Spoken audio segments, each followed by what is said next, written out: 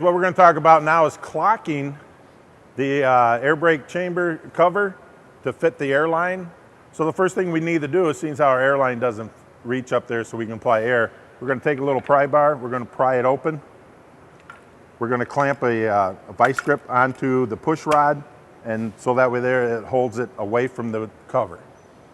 At this point, what we're going to do next is we're going to go ahead and we're going to loosen up the clamp bolts, because we want to get them loosened up so that way there we can rotate the covers.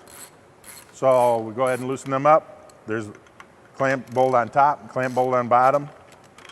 We'll go ahead and loosen them up. What we'll do is we'll take the bolt right out in the bottom. Once you get the bolt loose, go ahead and pop the clamp loose. You can just let the clamp hang over the chamber can, and you want to rotate this. And you want to rotate it to where your airline will meet properly and fit. Once you get that done, make sure that when you get the cover, you align the cover and the diaphragm into the chamber, and then remount your clamp.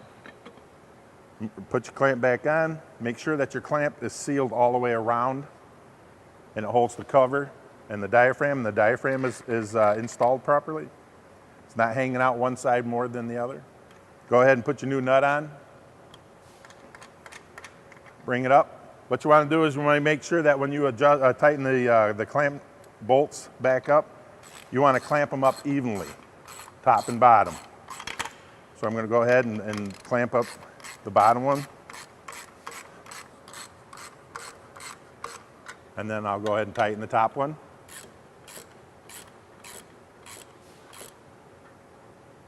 Once they're snug, now you can go ahead and attach your airline. Take your airline out, attach it to your fitting.